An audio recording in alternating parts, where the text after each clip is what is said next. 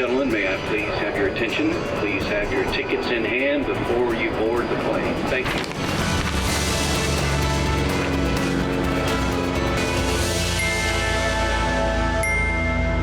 Hello and welcome. I'm Johan Castell and you're watching Wings. On the show today, we will tell you the best historical sites you can visit in New Delhi as India's Independence Day is approaching. Beyond the national capital region, we bring you other historical places to explore that celebrate India's independence. The show also features the Boto Jatra Festival in Nepal's Kathmandu and folk and cultural festivals from Central Asia to South America.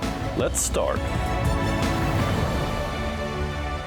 As India prepares to celebrate Independence Day, there's no better time to explore the rich history and architectural wonders of New Delhi. Join us as we journey through the city's most iconic landmarks. Our first stop is Humayun's tomb, a magnificent example of Mughal architecture and a UNESCO World Heritage Site.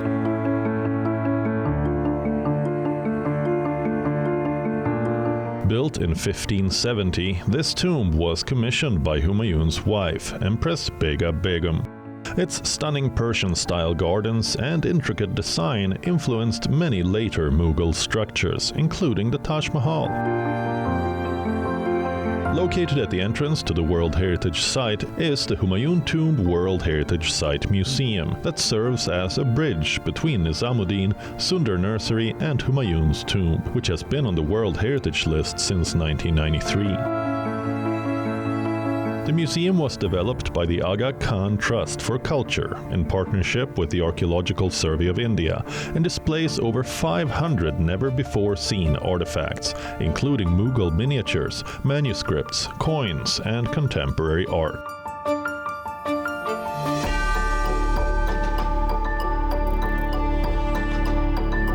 Next, we visit the Red Fort, another UNESCO World Heritage Site constructed from 1639 to 1648 by Emperor Shah Jahan.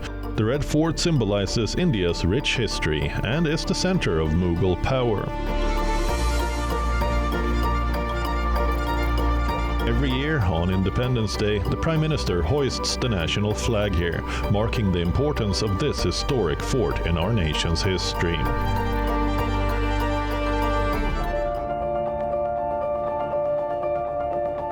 Qutub Minar, the tallest brick minaret on Earth, is a testament to the architectural brilliance of the Delhi Sultanate. Completed in the 13th century, it stands 72.5 meters tall and is adorned with intricate carvings and inscriptions. This UNESCO World Heritage Site tells the story of Delhi's early Islamic rulers. It includes one of the oldest mosques in northern India.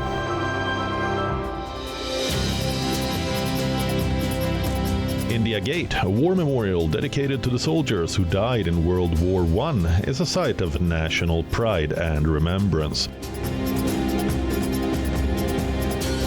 Designed by Sir Edwin Lutyens and completed in 1931, this iconic structure is especially poignant on Independence Day, when it becomes a focal point for patriotic celebrations.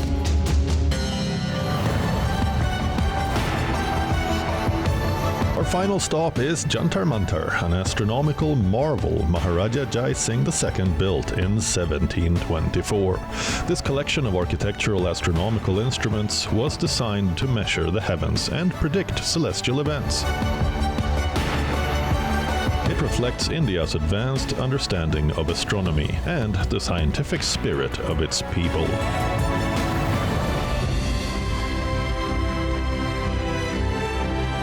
As we gear up to celebrate Independence Day, these historic sites remind us of India's rich heritage and our enduring spirit. Each landmark tells a story of our past, shaping the world's most populous nation. Happy Independence Day! As India approaches Independence Day, we reflect on the sacrifices and struggles that paved the way for freedom. Join us as we journey through 4 significant historic sites that tell the stories of courage, resilience, and India's undying spirit. Our first stop is the Partition Museum in Amritsar. This museum, located in the heart of the city, is dedicated to preserving the memories and experiences of those affected by the partition of India in 1947. A momentous yet tragic chapter in our history, the partition displaced millions and left deep scars on both sides of the border. Through poignant exhibits and personal stories, the Partition Museum honors the resilience of those who endured unimaginable hardship. It serves as a reminder of the human cost of independence and the importance of unity in a diverse nation. Next, we visit Sabarmati Ashram in Ahmedabad, Mahatma Gandhi's humble abode. Established in 1917, this ashram became the epicenter of India's non-violent struggle for independence. From here, Gandhi launched the Dandi March, a pivotal moment in our freedom movement. Sabarmati Ashram is more than just a place. It symbolizes simplicity, truth, and the power of non-violence. As you walk through its peaceful surroundings, you can almost hear the echoes of Gandhi's words, inspiring generations.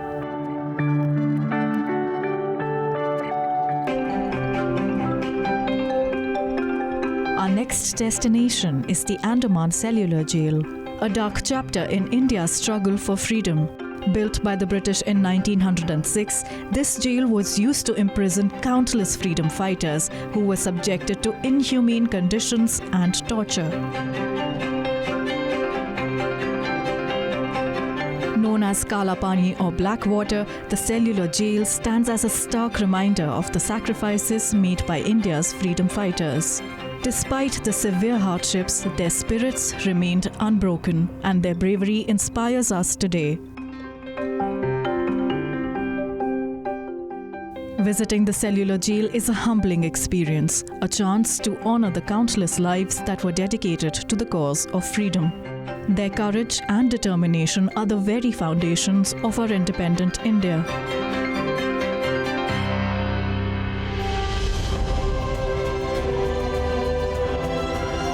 Finally, we travel to Ulihatu in Jharkhand, the birthplace of the legendary tribal leader Birsa Munda. Revered as a folk hero and freedom fighter, Birsa Munda led the Munda rebellion against British rule in the late 19th century, advocating for the rights and dignity of tribal communities.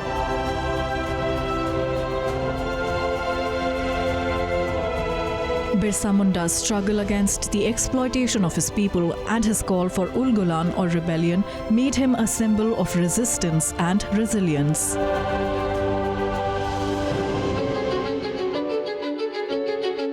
As Independence Day nears, these historic sites offer more than just a glimpse into our past. They connect deeply to the values and struggles that shaped India.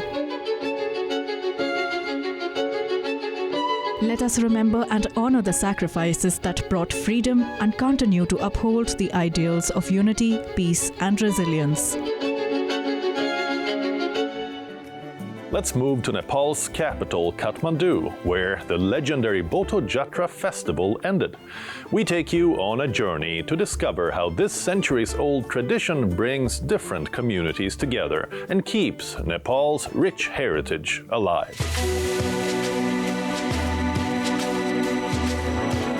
When tourists think of Nepal, they often think of the many scenic treks through the country's mountainous terrain.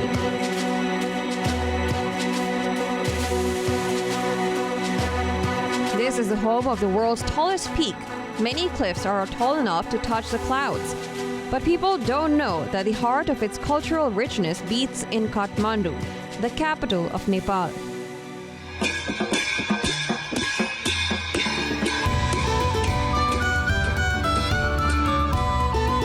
Here, amidst the vibrant streets, traditional celebrations like Bhuto Jatra come alive, showcasing Nepal's unique heritage and culture.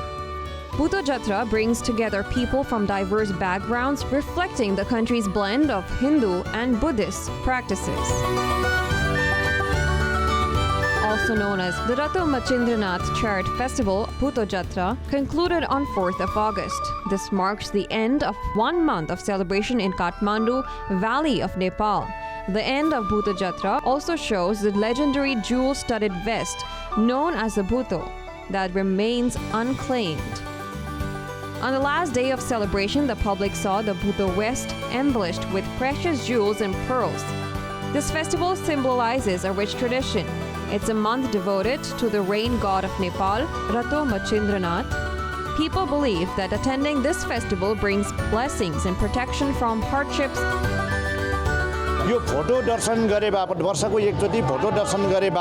It's called Ashtabhaya Mahake Ashtaharan, meaning that 8 fears and great tribulation would disperse. It would protect people from theft, wind, and storm-related calamities, bring more fortune and opulence, which makes it more important and draws people.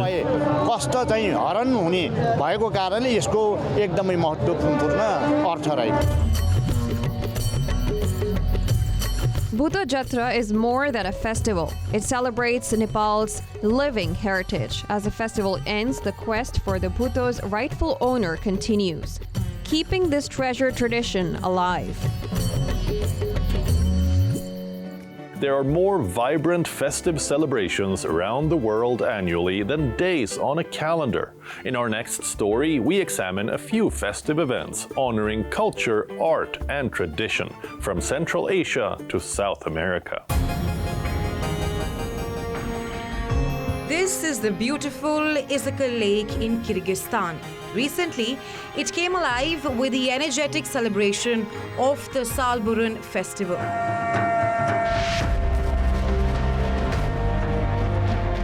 Hunters and traditional music performers from around the country gather at the lake for the carnival. Although it can be traced back to medieval nobility hunting celebrations, today's festival is mostly dedicated to showcasing the participants' skill and hunting pets.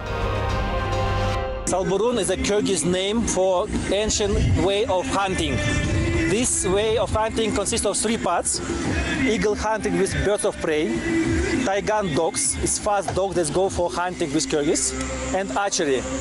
All these 3 parts consist for Kyrgyz hunting, and local people try to save this tradition, to teach young children how to behave with an eagle, with falcon, how to behave with a dog, and step by step it becomes very popular in Kyrgyzstan.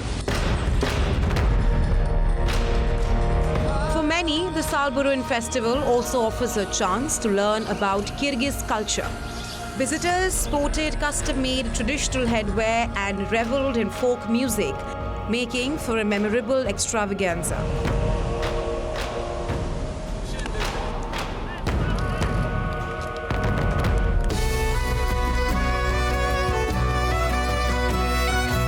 Welcome to the Sarajevo Folk Fest. Charged with the sounds and spectacle of folk 4, around 500 dancers and musicians descended on the city for vibrant celebrations.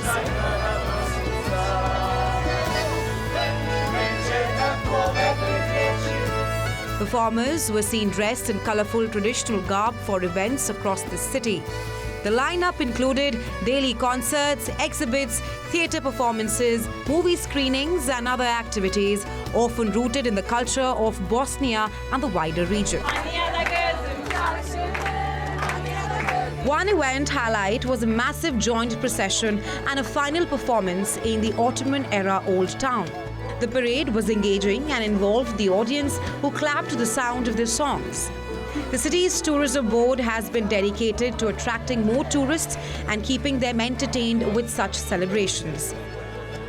They've already drawn by the city's rich history, religious legacies, architecture, and gastronomy. Such lively extravaganzas are the cherry on top for the excited travelers.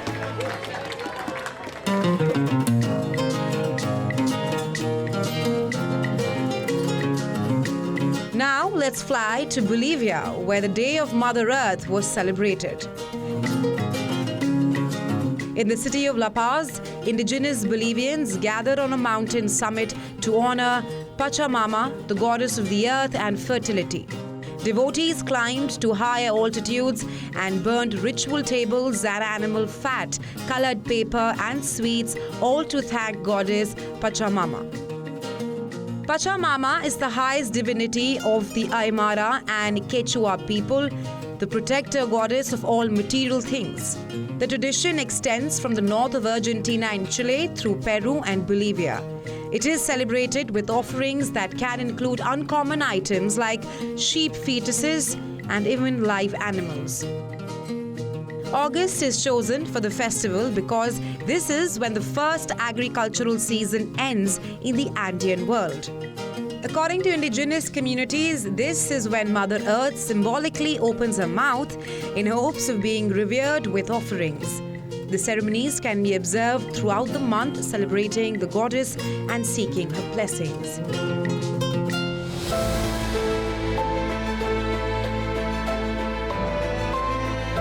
In Lima, the capital city, some women from an Amazonian indigenous community are taking the art world by storm. Female muralists of the Shipibo-Conibo community recently displayed their artwork in an exhibition titled Koshi Kene. In their language, Koshi refers to the power derived from the universe through medicinal plants, displayed through their kene or designs. These talented women are part of the Soinoma collective, meaning women who make beautiful art. The murals feature geometric patterns that express their vision of the world.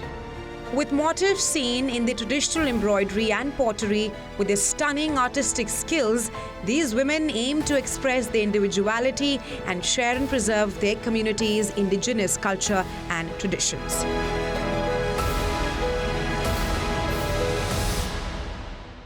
Next, we bring you the latest from the tourism sector in China, from space-themed tourism to a centuries-old historic palace. Take a look.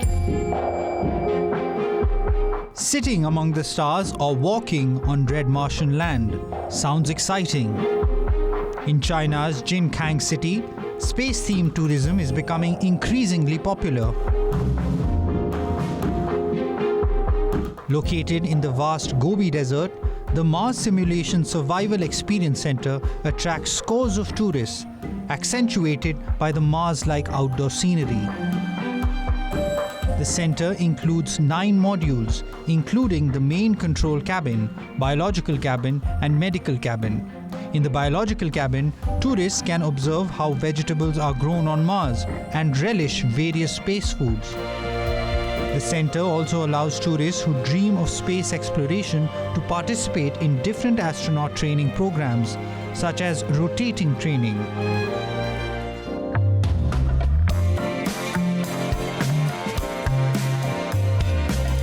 China's space tourism is not the only industry rising in the country. Its cruise industry is also steadily booming, with a surge in passenger trips, nearly 500,000 in the first half of 2024, according to government data.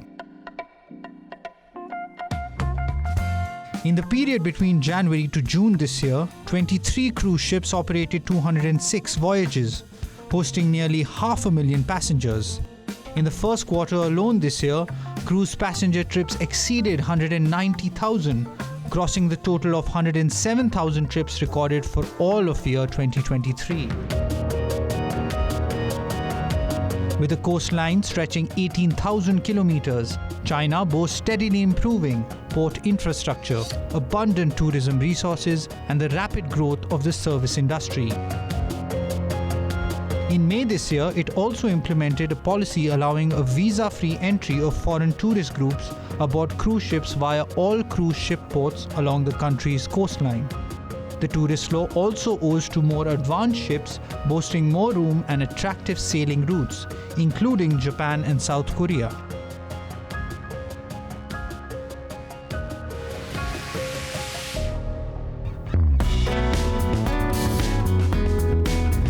Owing to this rise, the first Shanghai International Cruise Festival has kicked off and will take place from August 2nd to 31st across locations in the city. The festival will focus on promoting the unique features of cruises, cruise route promotions, cultural exhibitions, and adventure and culinary experiences.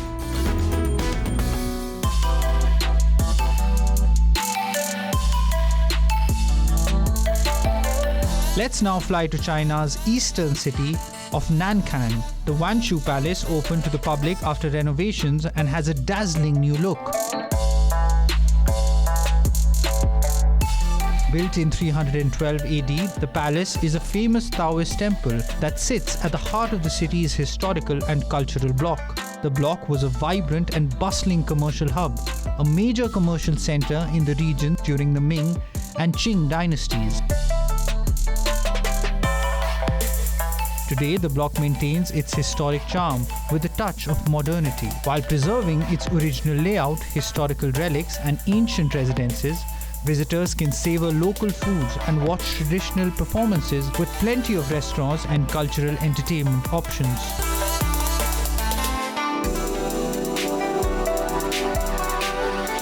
Our final stop is Tianjin, the largest coastal city in North China.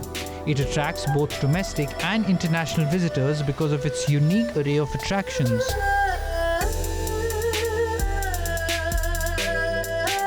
With varied cultural relics, buildings featuring Western classical styles, and delicious food, the city does not fail to impress travelers. For example, in the first half of 2024, the Italian-style area registered 8.76 million tourist arrivals, up 22% from the previous year.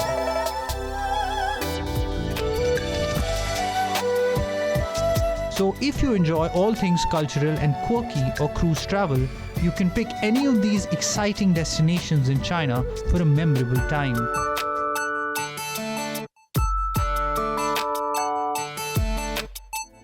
That's a wrap for this week's Wings episode, but we will return next weekend with more travel stories for you. For now, it's me, Johan Castell, signing off. Goodbye.